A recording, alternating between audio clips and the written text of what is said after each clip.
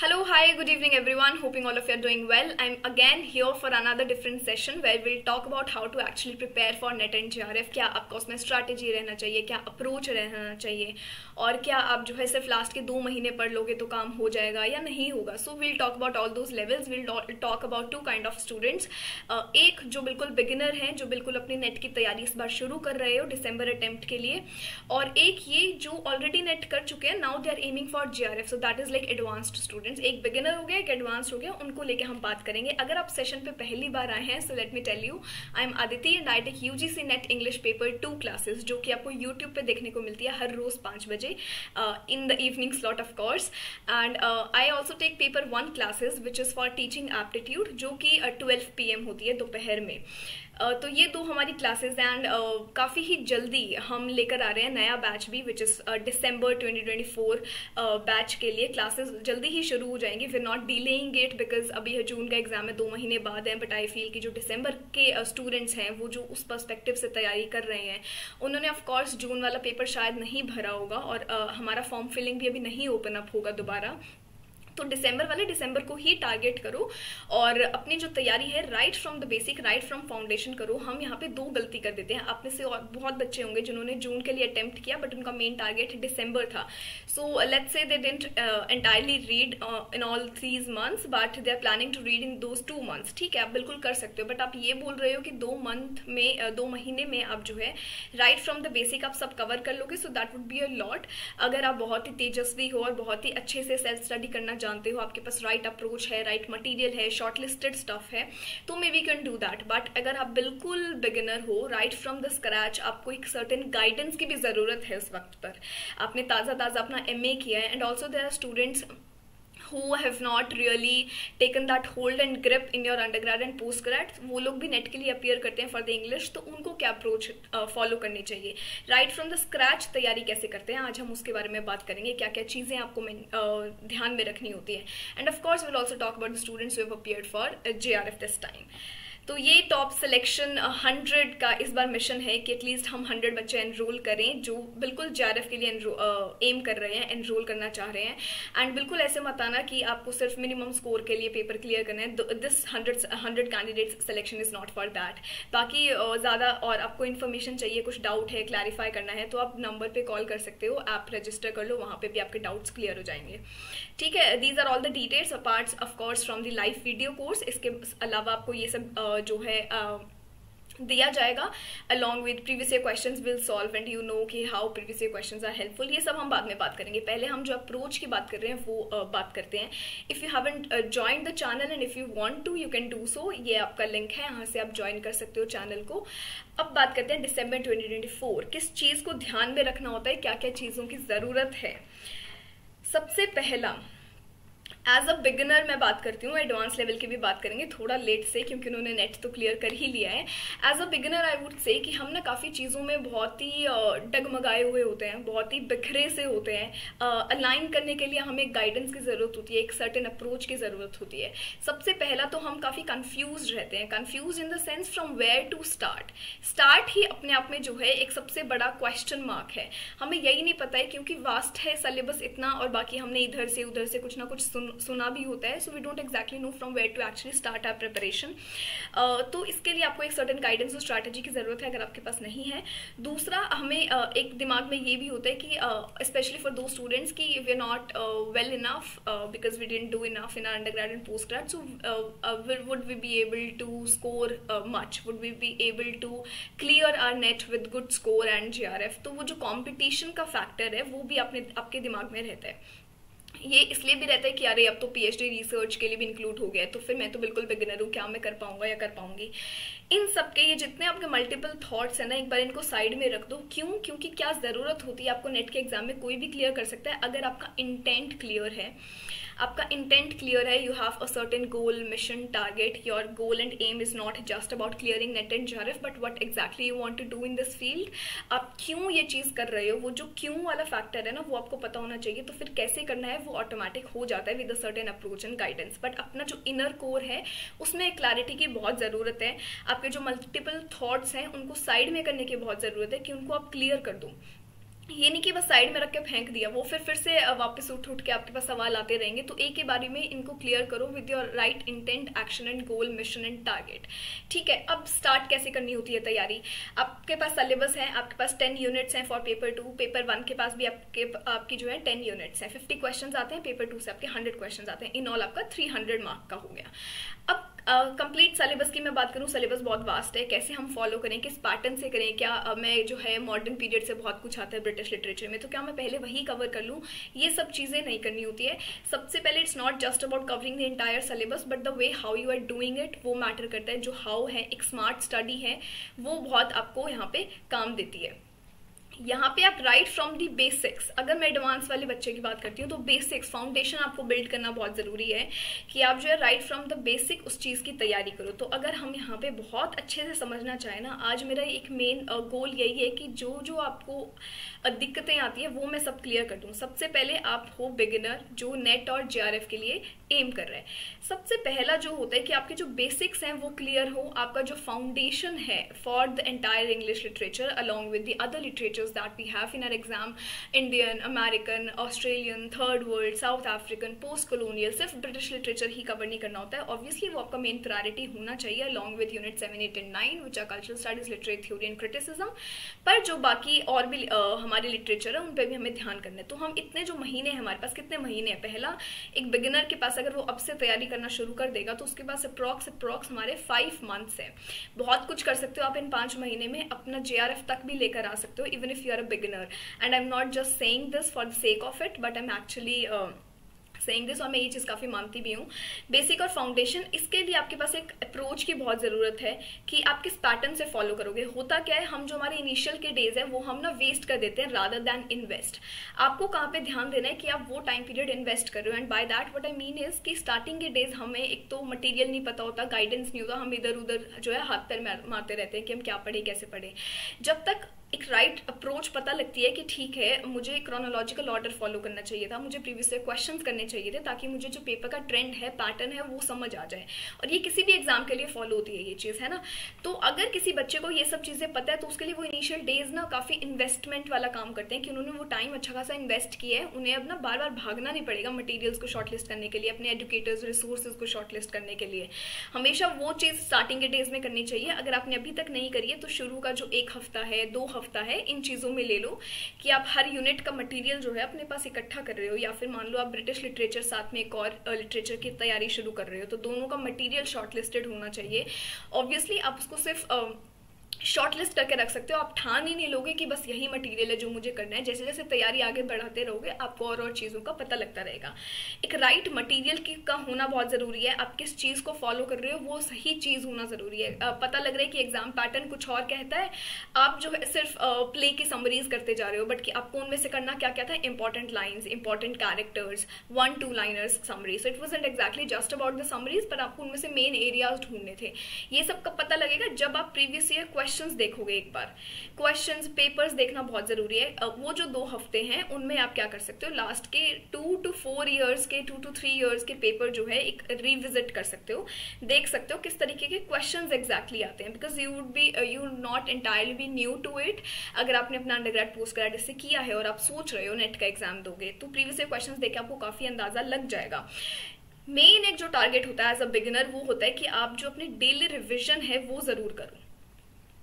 आपने नया कॉन्सेप्ट पढ़ा, आपने नोट्स बनाए, नेमोनिक्स बनाए, ट्रिक्स बनाई, ये सब बनाना बहुत ज़रूरी है, वरना रोट मेथड करोगे तो कुछ टाइम तक चीज़ें याद रहेगी। 5 मंथ्स तक आपको सस्टेन करके एग्जाम क्लियर करना है। And it is not just about the exam, उसके बाद भी वो नॉलेज आपको चाहिए जो आप लिटरेचर का फाउंडेशन पढ़ के क्लियर करोगे, बेसिक्स पढ़ के क्लियर करोगे। डेली रिविजन की बहुत ज़रूरत है। एटलीस्ट आपका हफ्ते में 1 दिन होना चाहिए, let's say Sunday it is, कि आप प्रॉपर रिविजन कर रहे हो जितना आपने किया है। प्रॉपर रिविजन के बाद क्या होता है, 1-2 बार कर लेते हैं, शॉर्ट नोट्स हैं उसके भी और शॉर्ट बन जाते हैं। एग्जाम तक आते आते बहुत कम नोट्स आपको जो है रिवाइज करने पड़ते हैं।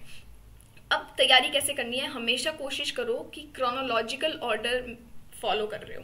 क्वेश्चंस एग्जाम भी आपको यही कहता है कि आप उसी पैटर्न से चलो, उसी ऑर्डर को फॉलो करो। 10 से 15 क्वेश्चंस हमें देखने को मिलते हैं। इस बार का पेपर देखोगे तो पूछो ही मत। क्रोनोलॉजिकल ऑर्डर है हमारा, प्रीवियस ईयर क्वेश्चन से अप्रोच लो। फायदा क्या होता है प्रीवियस ईयर क्वेश्चन से? पैटर्न पता लगता है, नॉट जस्ट पैटर्न, क्वेश्चन को डिटेल में स्टडी करोगे तो देखोगे जो बाकी ऑप्शन है वो रिपीटेटिव भी होते हैं, और आपको जो है कॉन्सेप्ट भी आपके यहाँ से क्लियर होंगे कि एक्चुअली आपको क्या फ्रेमवर्क फॉलो करना है। ये सब चीजें हैं। एक आपके पास ना परफेक्ट टाइम टेबल, एक प्लान होना जरूरी है। दो ये हम कभी फॉलो नहीं कर पाते हैं लास्ट तक, बट टाइम टेबल प्लान से मेरा मतलब ये नहीं है कि अरे ये करना ही करना है, इतना करना ही करना है। एक आपके पास ना चेक लिस्ट होनी चाहिए। मैंने अपने बहुत सारे पुराने सेशंस में भी वो चेक लिस्ट डाली हुई है स्लाइड्स में, आप देख भी सकते हो। चेक लिस्ट होनी चाहिए कि एटलीस्ट मैं रोज पेपर 1 और पेपर 2 में से कुछ ना कुछ जरूर कर रही हूँ, और ये नहीं कि मैं सिर्फ एक जॉनरा पे लिमिटेड हूँ।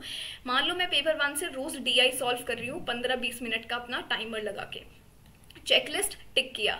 मैं जो रोज है एटलीस्ट 5 न्यू टर्म्स पढ़ रही हूँ, लेट्स से ग्लॉसरी से एम एच अब्राहम्स आप फॉलो कर रहे हो, अब वो पढ़ रहे हो, 5 टर्म्स पढ़ा, टिक किया।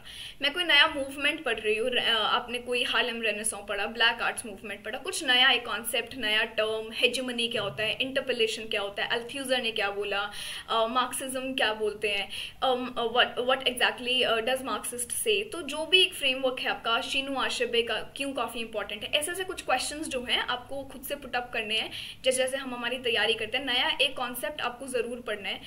एक जो हमारा समरीज होती हैं काफी इंपॉर्टेंट है। समरी जैसे मैं क्या कहना चाह रही हूँ, यहाँ पे हमारे चार्ल्स डिकन्स है, थॉमस हार्डी है, इलियट है, जेन ऑस्टन है, ब्रॉन्टे सिस्टर्स, शेक्सपियर, डिकन्स, इन सबका समरी इंपॉर्टेंट है। यहाँ से आपसे मैच द फॉलोइंग बहुत आता है, कैरेक्टर्स आ गए, तो ये सब का आप काफी फॉर्म्स में कर सकते हो। समरी के लिए कुछ स्पेशल टाइम नहीं देना होता, ब्रेक्स में तैयारी करो।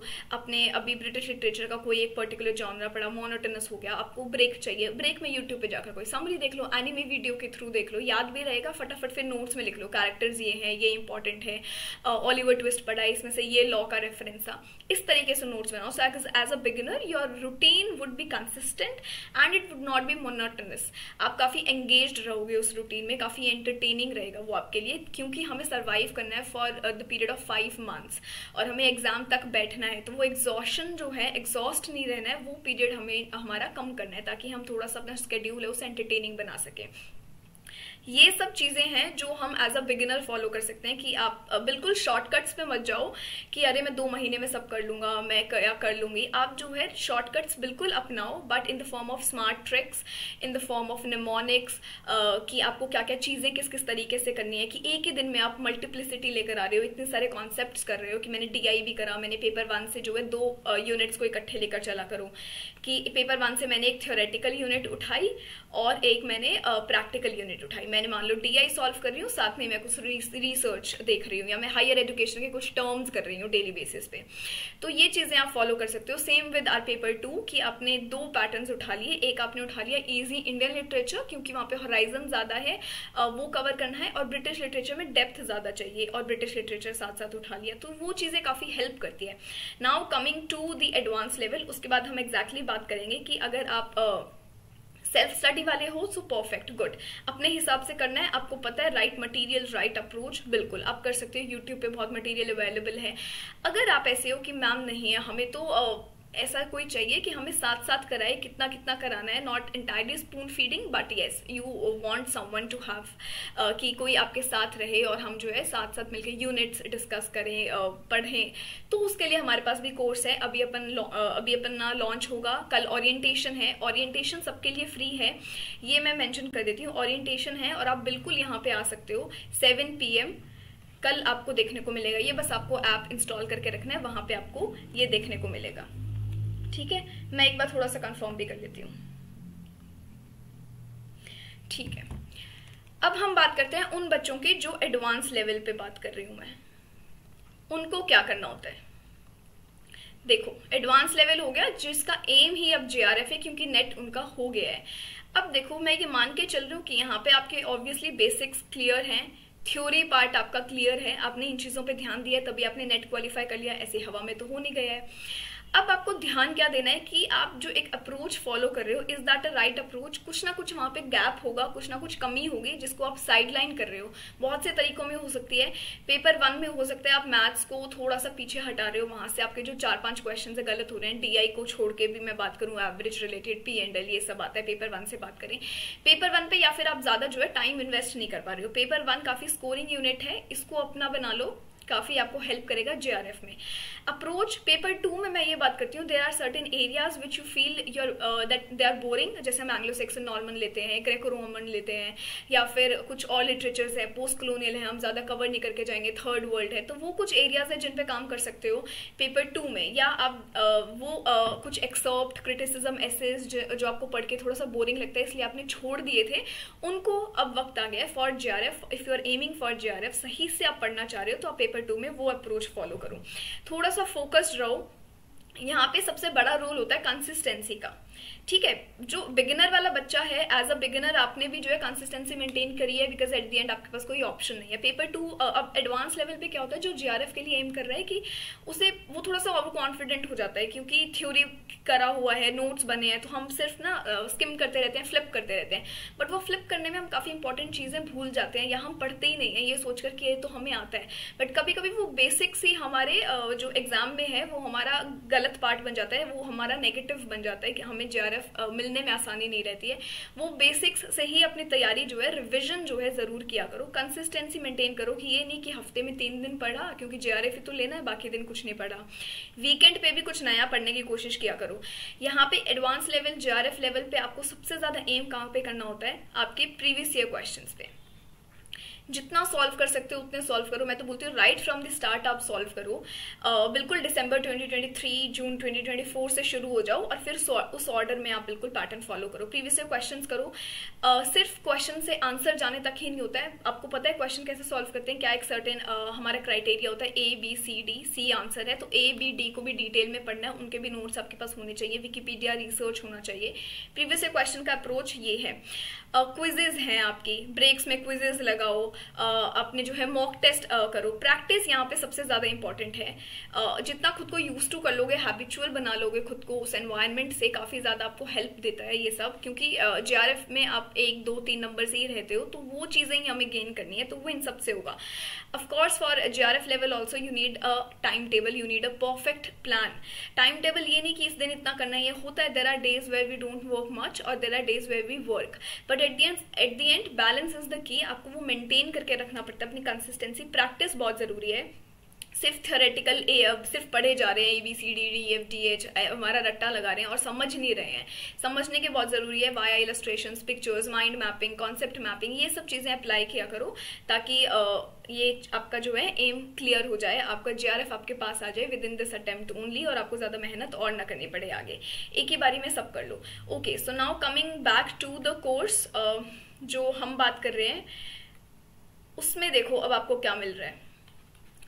Even you are a beginner, तो आई वुड तो से काफी हेल्पफुल है, बिकॉज आप साथ साथ रह के प्रिपरेशन कर सकते हो खुद से। एक तो बहुत ही आप हो कि एक्सपर्ट हैं, हाँ हमने हमारा अंडरग्रेड पोस्ट ग्रेड बहुत अच्छे से किया, एक ग्रिप है, होल्ड है, बिल्कुल हम सेल्फ स्टडी कर सकते हैं। मैं सेल्फ स्टडी को बिल्कुल मना नहीं करती, मैंने खुद भी की है, यूट्यूब से बहुत मटेरियल से मैंने हेल्प ली है। बट अगर आप वो हो जो नहीं कर सकते, तो 5 महीने की बात है, बिल्कुल साथ करके देख सकते हो, जहाँ पे हम प्रीवियस ईयर क्वेश्चन सॉल्व करेंगे विद डिटेल्ड एक्सप्लेनेशन। ये इस बार भी किया था इग्निशन बैच में, काफी मुझे अच्छा रिस्पॉन्स मिला वहां से, क्रैश कोर्स के साथ revision. So the plan is कि 5 मंथ्स है, तो टिल अक्टूबर और Diwali and will try to cover the syllabus, कि हम शुरू कर रहे हैं और कवर कर दें वहां तक, ताकि हम फिर खुद प्रैक्टिस पे ज्यादा ध्यान दे पाए, मॉक टेस्ट पे दें, टेस्ट सीरीज करें, और क्रैश कोर्स, एक फास्ट फॉरवर्ड रिविजन जो हम बोलते हैं, हम वो कर पाए।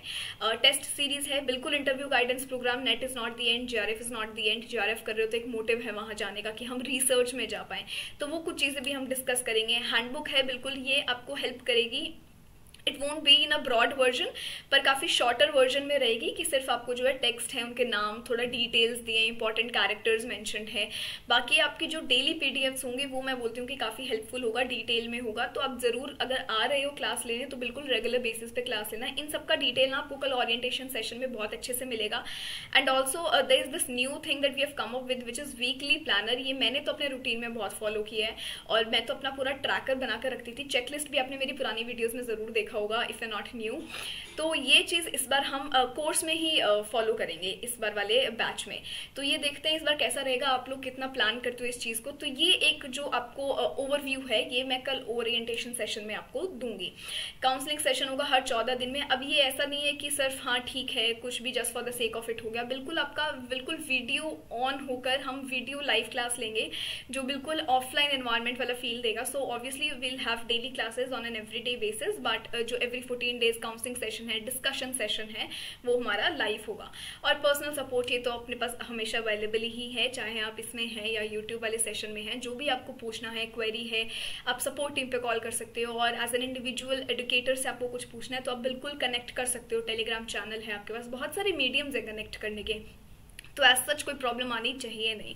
ठीक है, तो ये अपना डिसाइड कर लो, खुद से करना है, किसी के साथ करना है, हेल्प लेनी है, सपोर्ट चाहिए, गाइडेंस चाहिए, अप्रोच चाहिए, टाइम है। But I would just say कि जो स्टार्टिंग का आपका टाइम है उसको वेस्ट मत करो, बिकॉज वो सबसे अच्छा टाइम होता है, गोल्डन पीरियड है, क्योंकि आप इतना रश्ड अप भी नहीं हो, आराम से धीरे धीरे जो है ग्रेजुअली तैयारी को शुरू कर सकते हो। तो वो स्टार्ट करना ईजी है, उसी में ही टाइम लगता है।